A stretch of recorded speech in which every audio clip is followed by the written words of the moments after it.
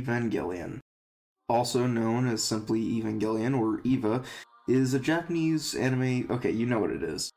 But to be honest, I really don't.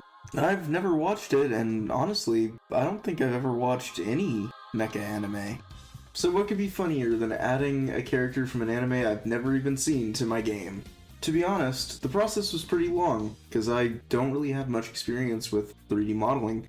In fact, everything in my game has been 3D modeled by myself except for the character model, and a couple of the wall and roof assets. It's been a great learning experience, but I've been shying away from doing character models because I was worried I didn't really have the skills to tackle them. And while this model is no perfection, it's definitely a lot better than I thought I could do. And that's not just the first step to the artistic process, but to all learning processes.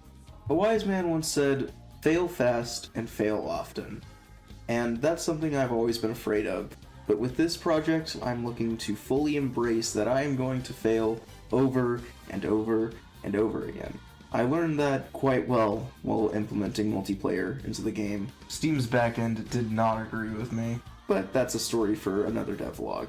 While I won't make any promises, I will say if you want to leave any suggestions for things to put into the game, if I get a kick out of them or think they're particularly funny or fun to add, you might end up seeing them if you leave a comment below. Although I didn't speak about it in the short, another major undertaking of this whole process to create this little cute guy was the fact that I had to do a lot of texture painting and UV unwrapping, two things that I have very little experience with. Almost all of the textures and models within iFrogged are just shrunken down really small onto a color atlas that I have, because I am not good at drawing, or painting, or anything of the sort. With that being said though, I actually really like the colors I picked out for him, and Blender's little color palette tool is very useful for keeping a consistent color theme. A big future plan of the game is implementing hats and other cosmetics, and as a part of that, I think I want to bring up a lot of references to other media and things that I really like, and things that people might just like in general. I got a comment that suggested that I make Ramiel from Evangelion with a maid dress as a statue somewhere, and while I found that really funny, I'm not going to add him as a statue, because I think his design's just a little too simple for that, but I will probably end up adding him as a hat, because I think that would be really funny. Another hat I'm certainly going to add is the TV head from Fooly Cooly, because that's my favorite anime of all time. I also want to add a Naruto ninja headband, because I think that would be really funny. If you can't tell, I'm a huge weeb. In fact, for a long time I was known in my friend group for wearing a Naruto ninja headband, because I just thought it was a funny joke, and also I was super into Naruto, so.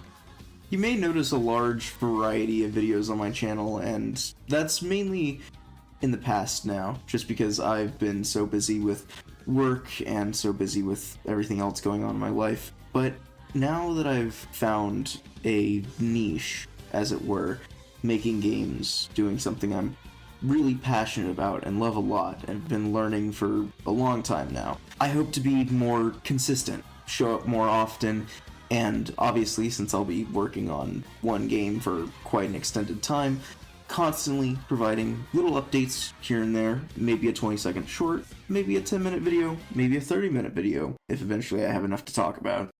And a big announcement. Right smack dab in the middle of the development of iFrogged, there will be a noticeable break. Starting March, which is only in a few days from now, there is a 30-day game jam being hosted by Johnny Razor called the Bad Ideas Game Jam, and it's going to run for all of March, so I want to step in and participate. But that doesn't mean this channel is going to be on break during that time. Part of the stipulation of the Bad Ideas Game Jam is that you have to make a short to go along with your jam. So I'll be producing content alongside everything else here to hopefully hype up the Game Jam game. I've put a lot of pressure in the past to make things successful, to force myself to only chase the things that I think will succeed. And I've realized, especially as I get older, that success isn't really a thing. Not so much in that people cannot be successful, but in that it is not a tangible, understandable, and definable aspect of something.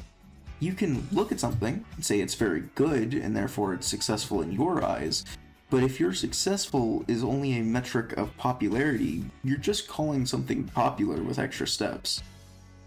And all in all, I don't care whether or not I frogged up or any other thing that I make becomes popular.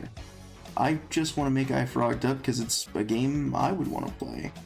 See, back when web fishing came out, I didn't really play a ton of online games, and I didn't have a lot of friends who played online games, and I always felt as the days and years drifted on by from that game's release that I missed out on a game that I would have really loved. I love fishing mechanics, and I love chat rooms, so it seems like it would have been a dream match for me.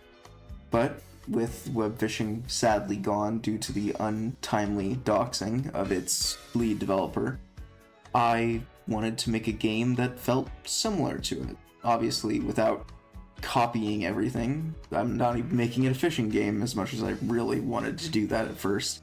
Something else I felt that I missed out on a lot was the old TF2 craze. See, that kind of came around before I was on the internet even, and I loved TF2 when I played it for myself. I booted up the game for the first time, I think somewhere around 2018. Instantly, I was hooked. I loved playing Spy and Sniper, and I would play so much Pyro that eventually I set up a keybind that I could just turn on like an M1 hold down with one click instead of having to hold down the button constantly because it started to make my fingers hurt. I even modded my own copy of Team Fortress 2, have the hit sound be Nightmare, Nightmare, Nightmare by Michael Reeves instead of the regular hit sound effect. But an aspect I always noticed was missing in TF2 for me was the social aspect everyone had always talked about. Sure, I would emote with people and maybe get into text chat here and there, but the days of hat trading and going into trade rooms was mostly gone by the time I really got into the game. And I always felt sad about that, because I love trading with people. From my early days in playing Minecraft Naruto RPs with people, yes, I know, they had really intricate monetary systems that didn't really rely so much off of pay to win as they did grinding and RNG.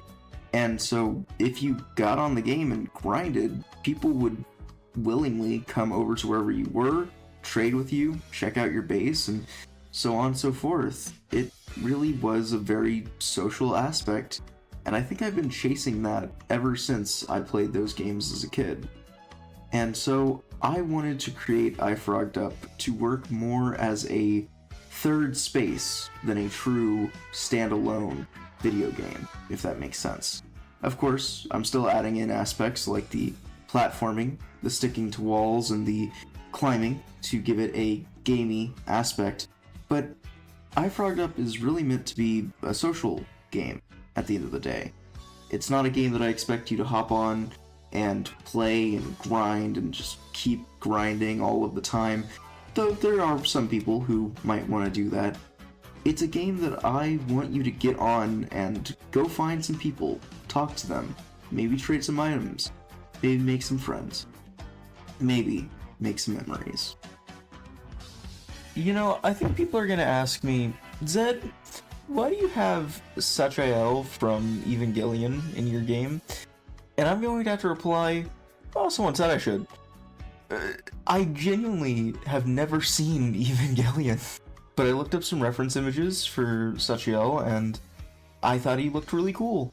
And so I was like, oh yeah, sure, I'll go into Blender and I'll make a 3D model that looks vaguely alike to him and put him in my game. And full transparency, this is probably one of the only times I've ever modeled a character instead of objects. So this was really outside of my wheelhouse. The frog that I have in my actual game as the playable character is made by a friend of mine, so really not my usual thing at all here. But I'm really, honestly, very happy with how it turned out. I had a lot of struggle. It's definitely very poorly made in terms of like technical capabilities, but I actually really like the look of it. The support I've been seeing, by the way, has been phenomenal. I just want to say thank you to anyone who's watched any of the shorts so far or wants to watch some of the ones I'll put out in the future, and for anyone following the continued development of iFrogdub. You know, a reason I think I'm so proud of this model is actually because when I showed it to my girlfriend, the first thing that she said was, "That's not actually the model you made, is it? You got that from somewhere." And I went, no, I made it myself, and she was genuinely shocked. And I think that's really set the bar for what I have to do next in order to get that level of accomplishment again.